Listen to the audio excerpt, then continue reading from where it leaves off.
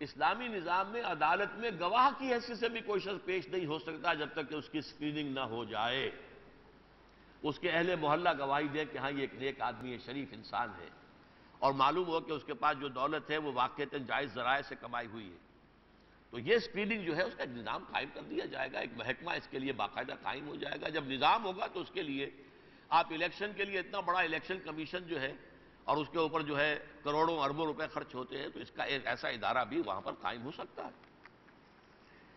اجتہاد پارلیمنٹ کے ذریعے ہوگا، یہ کیسے ممکن ہے؟ یہ تو صرف علماء ہی کریں گے، یہ تو میں نے رات واضح کر دیا تھا۔ اجتہاد تو علماء کریں گے، لیکن دیکھیے عالم جو ہے وہ اللہ تعالیٰ کی طرف سے معین نہیں ہے کہ یہ عالم ہے۔ اور ہمارے ہاں کیا ہے، ایک فرقے کے علماء دوسرے فرقے کے علماء کو تسلیم کرتے ہیں؟ تو نہیں کرتے، وہ تو کہتے گمراہ ہیں۔ ہمارے ہاں جو غالی بریلوی ہیں ان کے نزدیک تو سارے دیوبندی کافر ہیں، جب کافر ہیں تو ان کے علماء جو ہیں وہ تو کافر سے بھی بڑے ہو گئے۔ لہذا اصل مسئلہ تو یہ ہے کہ علماء اجتہاد کریں گے، لیکن کس کا اجتہاد نافذ ہوگا یہ فیصلہ پارلیمنٹ کرے گی۔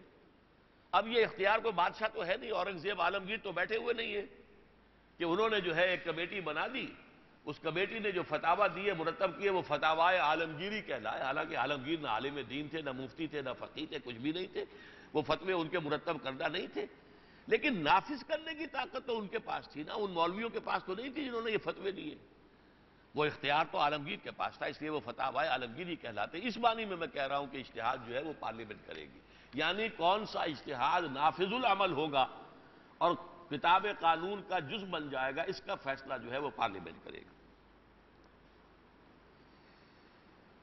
محمد ظفر عمر صاحب، میرا سوال یہ کہ خلافت کب اور کیسے آئے گی؟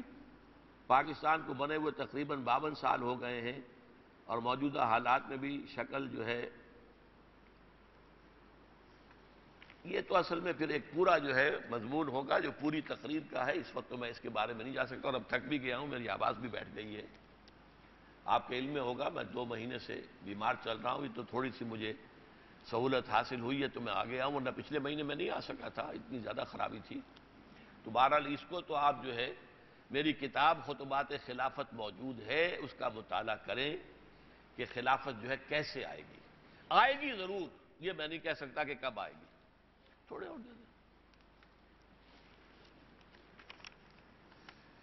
محمود آوان صاحب،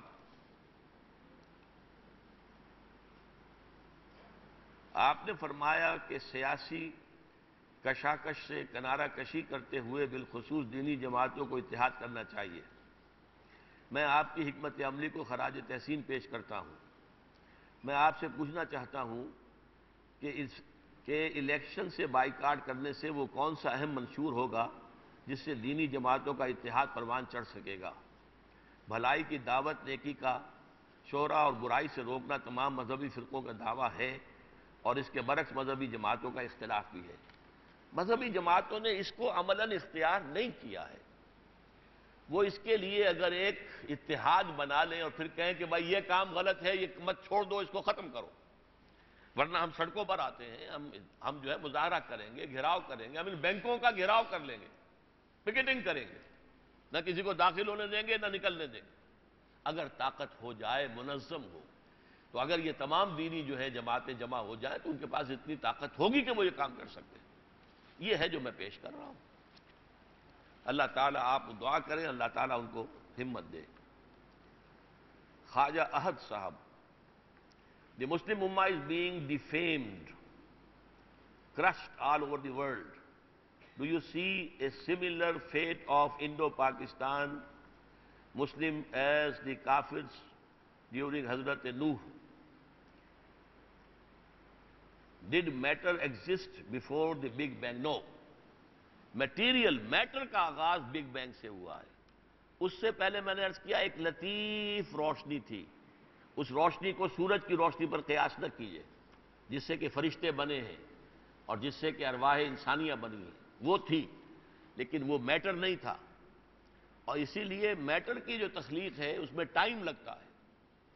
کائنات کو اللہ نے بنایا ہے، اس میٹیریل ورلڈ کو 6 دنوں میں۔ بچے کو اللہ تعالیٰ رحم مادر میں 9 مہینے میں تیار کرتا ہے، لیکن یہ کہ وہ جو پہلا بگ بینگ تھا جس سے کہ وہ نور وجود میں آیا ہے، پہلی حرف کن، اس کے بعد جو ہے اس نور سے ارواح پیدا کیے گئے، ان میں ٹائم نہیں لگا، یا ملائکہ پیدا کیے گئے، اس میں کوئی ٹائم نہیں۔ یہ میری کتاب کو آپ مطالعہ کر لیں، میں نے اس کا ذکر کر دیا ہے۔ باقی پاکستان کے بارے میں بھی میں نے ابھی عرض کیا کہ ایک چیز کا تو مجھے یقین ہے کہ عالم عرب پر تو اللہ کا بہت سخت عذاب آنے والا ہے اور آ کر رہے گا۔ وجہ کیا ہے؟ وہ اس اعتبار سے پریولیجڈ لوگ ہیں امت کے اندر، ان کا اونچا مقام ہے، انہیں اللہ نے فضیلت دی۔ کیا فضیلت؟ ایک حضور خود عرب تھے، ان میں سے تھے، یہ فضیلت انہیں حاصل ہے۔ نمبر دو، ان کی مادری زبان میں اللہ کا کلام محفوظ ہے، موجود ہے، انہیں عربی زبان کی گرامر اور یہ اور وہ اور اس کے لیے چٹائی توڑ تعلیم حاصل کرنے کی ضرورت نہیں ہے قرآن سمجھنے کے لیے۔ اس کے باوجود آزاد ہونے کے بعد ان میں سے کسی نے اسلامی نظام قائم نہیں کیا، تو سب سے بڑے مجرم وہ ہیں۔ آپ کو معلوم ہے کہ 150 کروڑ آبادی مسلمانوں کی ہے، اندازہ یہ ہے، ان میں 30 کروڑ تو عرب ہیں، باقی یہ 14 کروڑ نمبر 2 پر آتے ہیں، ہم جو پاکستانی مسلمان ہیں۔ نمبر 2 مجرم ہم ہیں۔ ہم نے لاکھوں انسانوں کی قربانی دی اور ہزاروں عورتوں کی عصمتوں کو لٹوایا اس ملک کے لیے۔ پاکستان کا مطلب کیا؟ لا الہ الا اللہ کے نعرے میں، اور اسلام ہم نے یہاں قائم نہیں کیا۔ بنگلے بنا لیے، محل بنا لیے، ڈیفنس میں جا کر دیکھ لیجئے، اور نئی جو بن رہی آبادیاں ان میں جا کر دیکھ لیجئے، کیسے ماربل تھوپے گئے ہیں، کس طریقے سے جو ہے پیسہ خرچ کیا گیا ہے۔ اسلام جس کے لیے بنایا تھا وہ کہاں ہے بھائی؟ وہ نہیں ہے۔ لہذا میں نہیں کہہ سکتا fate of Indo Pakistani Muslims is hanging in the balance. ہو سکتا ہے ہم پر بھی کوئی بڑا سخت عذاب آ جائے اللہ کی طرف سے۔ آپ دیکھ رہے ہیں پاکستان کی سرحد سے قریب ترین جو 2 صوبے بنتے ہیں، ان میں سے ایک پنجاب ہے اور ہریانہ، اس میں تو مسلمان کوئی ہے ہی نہیں۔ پھر ادھر جو ہے سندھ کے ساتھ ملنے والا، تھر پارکر کے ساتھ ملنے والا یہ گجرات، اور وہاں کیا ہو رہا ہے اس وقت مسلمانوں کے ساتھ۔ اور پاکستان کی سرحد پر جو ہے فوج کھڑی ہوئی ہے، 1 ملین 10 لاکھ فوج کھڑی ہوئی ہے۔ کیا نیت ہے ان کی ہمیں کچھ معلوم نہیں، تو کچھ پتہ نہیں کہ ہمارے اوپر بھی اللہ تعالیٰ کی طرف سے کوئی عذاب کا بہت بڑا کوڑا برس رہا ہے، ہو سکتا ہے۔ لیکن امید یہ ہے کہ اس کے بعد ہمیں ہوش اللہ تعالیٰ دلا دے گا، اور پھر جو ہے یہ جو عیش کی وجہ سے کچھ مال مست کچھ حال مست جو مستیاں چھائی ہوئی ہیں ختم ہوں گی، تو پھر شاید یہاں پر بہتری کا راستہ نکل آئے اور یہیں سے پھر خلافت کا نظام شروع ہو سکے۔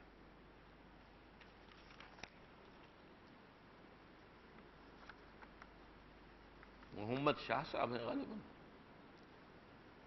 کل کی تقریر کے مطابق آپ نے کہا پاکستان معجزانہ طور پر بنا، ساتھ نیوکلیئر پاور بھی بنا، یہ ایک اللہ کی ہمارے لیے حجت بھی تو ہو سکتی ہے کہ اس ملک اور خطے کو موقع دیا جائے، اگر پازیٹیو ریسپانس ہو تو ٹھیک، ورنہ اس ملک اور خطے کو تباہ کر دیا جائے۔ اس بارے میں آپ کی رائے کیا؟ میں رائے دے چکا ہوں، اس کا امکان ہے۔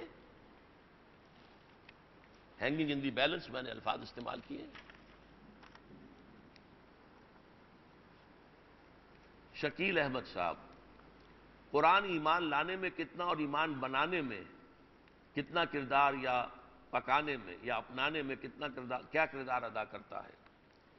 قرآن مجید بہت ہی فیصلہ کن کردار ادا کرتا ہے، لیکن خاص طور پر اگر اس کو سمجھ کر پڑھا جائے، ورنہ تو صرف پڑھنا ہے اور آپ نے سمجھا نہیں ہے تو پھر تو صرف ثواب ملے گا کہ آپ نے وقت لگایا ہے، آپ نے جو بھی اپنا وقت لگایا اس کے پڑھنے میں، اس کی کوئی اجرت آپ کو مل جائے، بس اس کا کوئی اور نتیجہ، اس کی کوئی اور برکات آپ کو حاصل نہیں ہو سکتی۔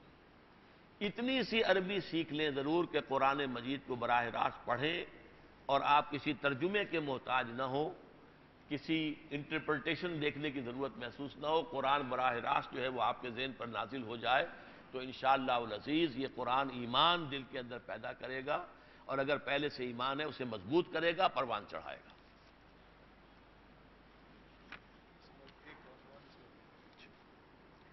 صدیق احمد صاحب، اچھا مجھے یہ خوشی ہو رہی ہے کہ رات کی تقریر کے شرکاء میں سے بھی کافی حضرات آج یہاں پہنچے ہیں، میں ان کا مشکور ہوں، ممنون ہوں۔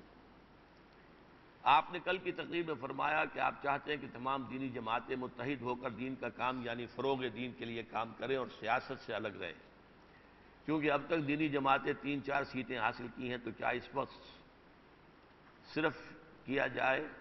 گزارش ہے کہ بیان فرمائیں کہ کیا دین سیاست سے الگ، کیا دینی لوگوں کو ملکی سیاست سے الگ رہنا چاہیے؟ قطعاً نہیں۔ میں نے تفصیل سے، میری کتاب استحکام پاکستان، اس میں اس مسئلے پر بڑی تفصیل سے روشنی ڈالی ہے کہ کوئی مسلمان خالص غیر سیاسی آدمی نہیں ہو سکتا، اس لیے کہ سیاست دین کا حصہ ہے، اور کوئی جو ہے باشعور انسان غیر سیاسی نہیں ہو سکتا۔ باشعور انسان وہی ہوگا جس میں کوئی شعور ہے، سمجھ ہے، وہ رائے رکھے گا ملک کدھر جا رہا ہے، قوم کدھر جا رہی ہے، خیر ہے، بھلائی ہے، یہی سیاست ہے۔ لیکن سیاست کی ایک تقسیم کیجئے، ایک ہے انتخابی سیاست اور ایک ہے انقلابی سیاست۔ انقلابی سیاست ہوتی ہے انقلاب کے لیے، پورے نظام کو بدلنے کے لیے۔ انتخابی سیاست ہوتی ہے صرف حکومت کے حصول کے لیے، چہرے بدلنے کے لیے، ہاتھ بدلنے کے لیے۔ تو ہم انقلابی سیاست میں ہیں، لیکن انتخابی سیاست کو بیکار سمجھتے ہیں۔ البتہ انقلاب آ جائے گا، پھر ہم اپنا انتخابی نظام بنائیں گے، پھر جو اس کا انتخاب ہوگا وہ دین کا حصہ ہوگا۔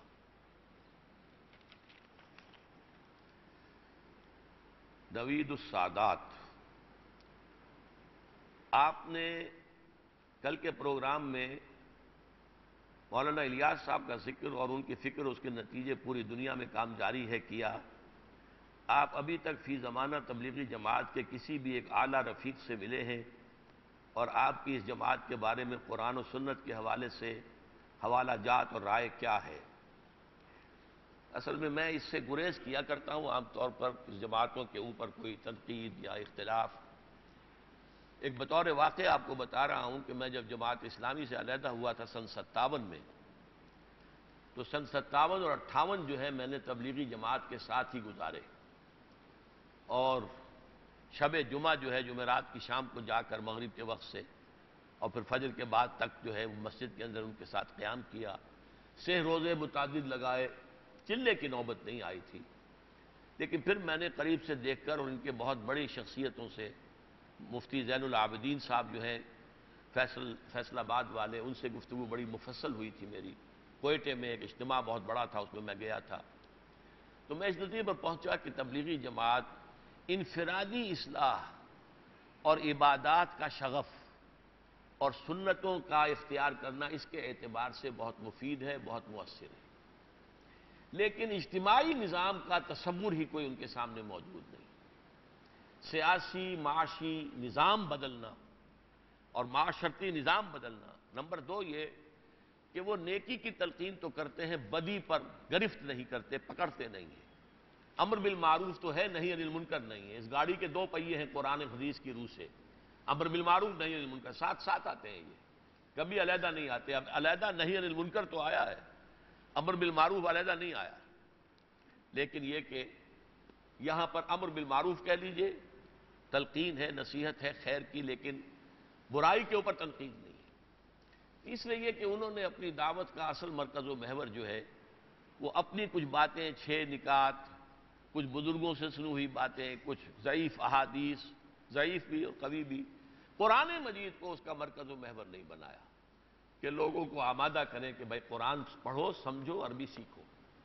تو یہ میرے چند ان سے اختلافات ہیں جس کی بنا پر پھر میں نے یہ طے کیا کہ یہ میرے لیے نہیں ہے۔ اس کے بعد بہرحال پھر میں نے اپنا راستہ اختیار کیا، وہ ایک لمبی بات ہے۔ بس حضرات، اب یہ باقی سے میں معذرت خواہ ہوں۔